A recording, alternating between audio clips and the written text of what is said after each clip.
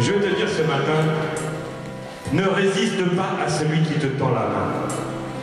C'est pas le message, c'est juste une parole.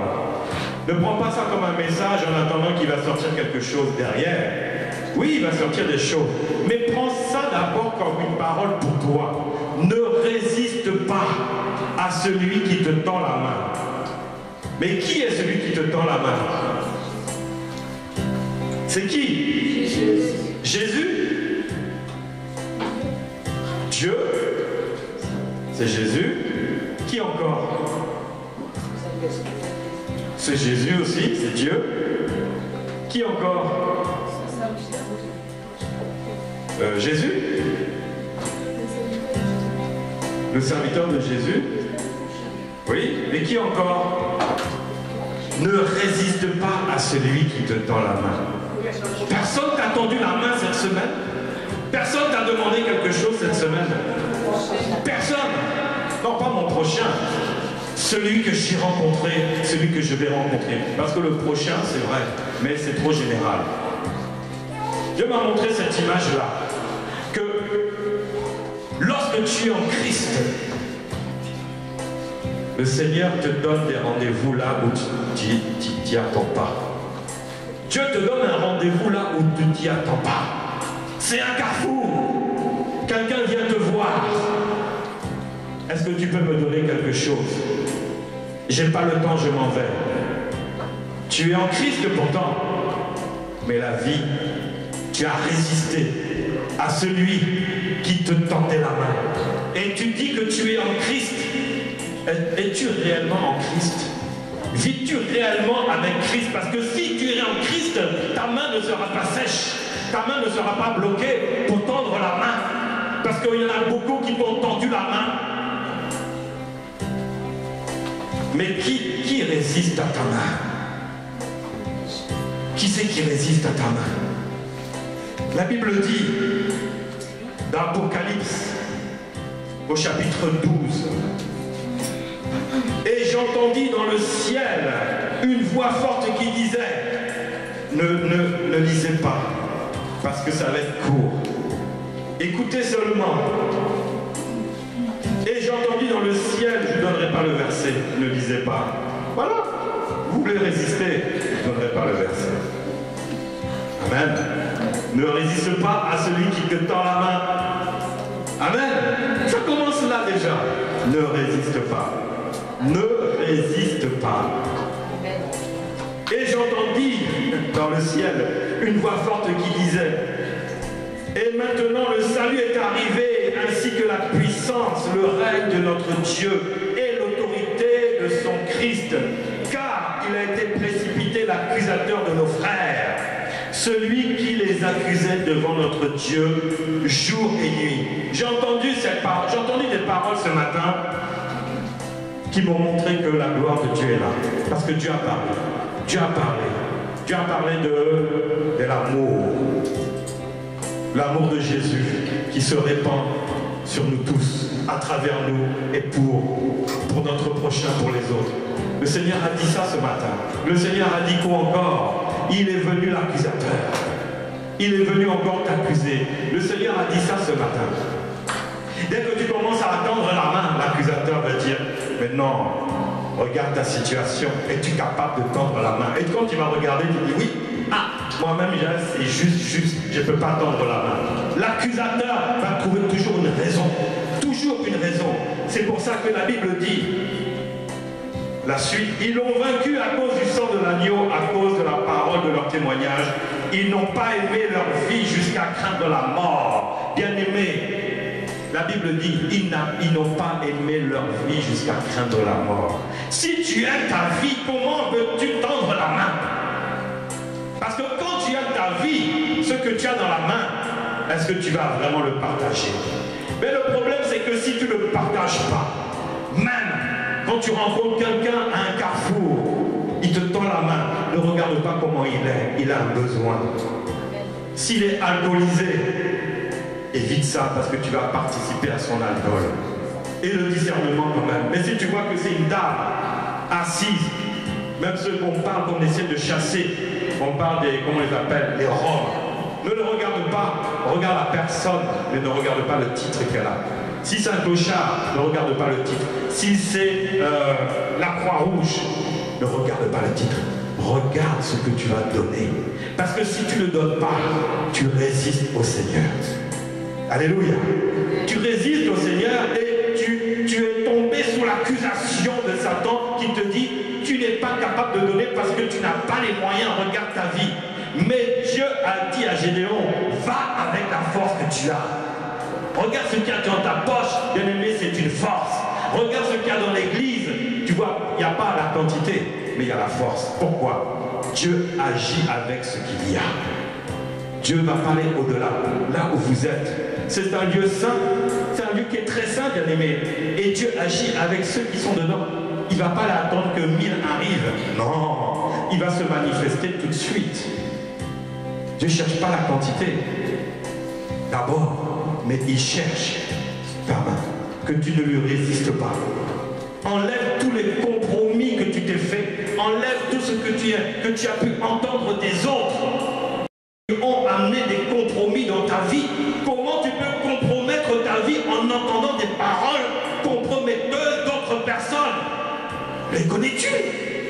Sais-tu qui ils sont pour accepter cela? Non. Non. C'est pourquoi réjouissez-vous, cieux, et vous qui habitez dans les cieux. Bien-aimé, tu peux te réjouir, parce que ta demeure est là-haut. Alléluia. Parce que si tu es né de l'Esprit, tu es fils de Dieu. Si tu es né de l'Esprit, tu es un fils de Dieu. Ta vie appartient à Jésus. Amen. Réjouis-toi. Toi qui fais partie des cieux. Mais malheur. La Bible dit malheur à la terre et à la mer. Tu es où? Tu fais partie des cieux ou tu fais partie de la terre? Parce que la Bible dit malheur. J'ai entendu ça tout à l'heure. Malheur à la terre et à la mer. Pourquoi? Car le diable est descendu vers vous, animé d'une grande colère, sachant qu'il a peu de temps. Alléluia. C'est à lui qu'il faut résister. Mais ne résiste pas à la main qui t'est tendue. La main qui t'est tendue. Ne sais-tu pas que c'est le Seigneur qui est derrière? La Bible dit, ce que tu fais du bien à telle personne, c'est à moi que tu le fais. J'avais soif et vous m'avez donné à boire. Alléluia. Quand tu donnes un verre d'eau, quelqu'un qui a soif, Jésus a dit, tu m'as donné à boire. Tu m'as donné à boire. Alléluia. Et la Bible rajoute cela dans Ephésiens 4. Je ne donne pas le verset encore. Parce que ne résistez pas, mais laissez-vous guider et recevez les paroles, que ces paroles amènent une transformation dans votre vie. Le Seigneur veut, bien aimé, que tu marches avec lui. C'est vrai, tu as reconnu Jésus, tu l'as confessé comme Seigneur et Sauveur, mais examine-toi, examine-toi, examine-toi. Ne regarde pas, je fais des petites choses. Dieu veut que tu fasses des petites choses. Il t'amènera dans des choses supérieures, dans des grandes choses. Mais il veut que tu commences par les petites choses. Et la Bible dit, soyez bons. Je vais commencer au verset d'abord plus haut. Que toute amertume, toute animosité, toute colère, toute clameur, toute calomnie, toute espèce de méchanceté disparaissent du milieu de vous. Et pourquoi il a été dit ça? Parce qu'ils n'ont pas résisté. Satan est descendu dans leur vie avec une grande colère. Avec une grande colère. Il est descendu. Et du coup, toutes ces choses se sont mises en place. Maintenant, tu résistes. Tu résistes à celui qui a besoin de toi. Tu résistes à Jésus-Christ même. Parce que même là, tu viens, le cœur est fermé. Mais il a dit, soyez bons les uns envers les autres. Est-ce que c'est entre nous qu'il faut être bon? Amen. Merci, d'abord. Il faut être bon les uns envers les autres. C'est nous. Envers nous, on doit être bon. D'abord, envers nous, bien aimé, est-ce que tu dois être bon envers ton frère? Oui. Envers ta soeur? Oui.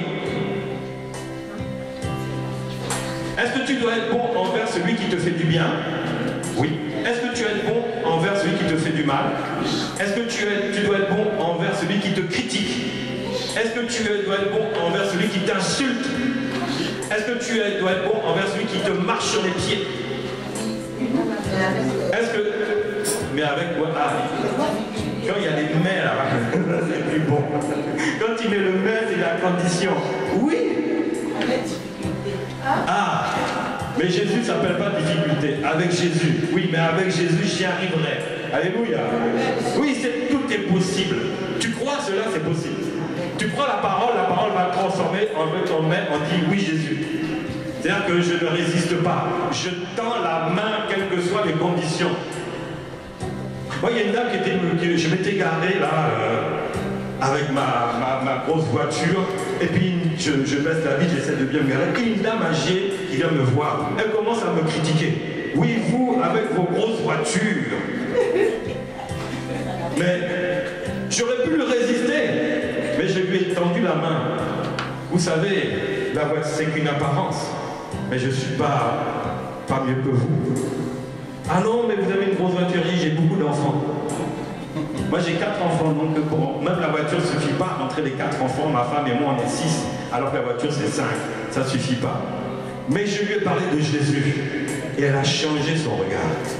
Je ne lui ai pas résisté, je lui ai tendu la main.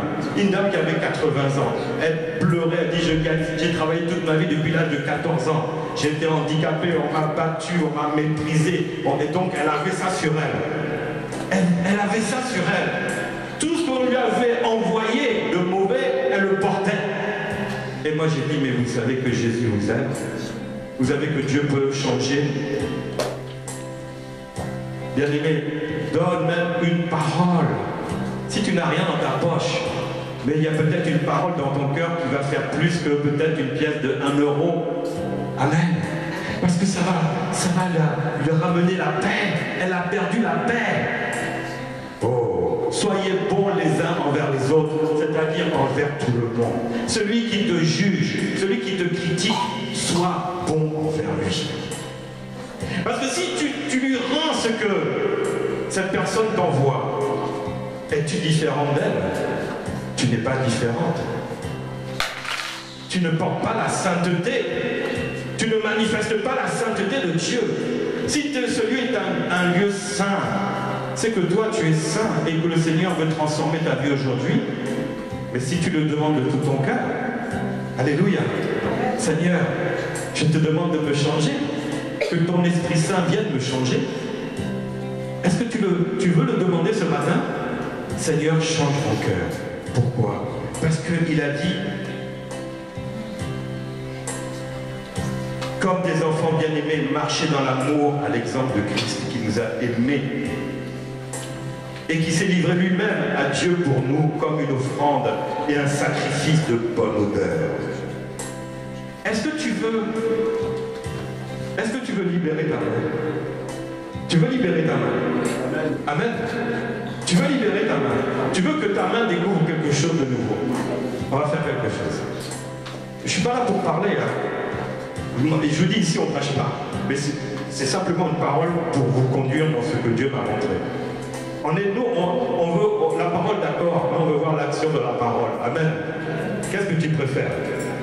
Aime les deux. Aime la parole et aime l'action. Parce que la parole amène l'action. La parole de Dieu libère. Et elle va manifester l'action, la puissance de Dieu. Alléluia. Donc marchez dans l'amour à l'exemple de Christ. Marchez dans l'amour. Ce qu'on va faire, bien-aimés, là, maintenant, on va résister au diable. La Bible dit, et il fuira loin de vous. Mais d'abord, la Bible dit, dans Jacques 4,7, soumettez-vous donc à Dieu. Est-ce que tu veux te soumettre ce matin? Tu veux te soumettre à Dieu? Alléluia. Pourquoi? Mais pourquoi tu veux te soumettre à Dieu? Parce que tu t'attends à quelque chose. Tu t'attends à un changement. Parce que la parole est puissante.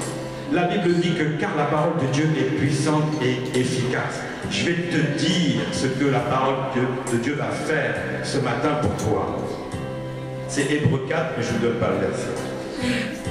Parce qu'aujourd'hui, voilà. Car la parole de Dieu est vivante, efficace, plus tranchante qu'une épée à quelconque à deux tranchants, pénétrante jusqu'à partager l'âme et l'esprit. Jointure et moelle, elle juge les sentiments et les pensées du cœur. Nulle créature n'est cachée devant elle, mais tout est nu et découvert aux yeux de celui à qui nous devons rendre des comptes. Bien-aimé, aujourd'hui, demande à ce que le Saint-Esprit vienne te toucher.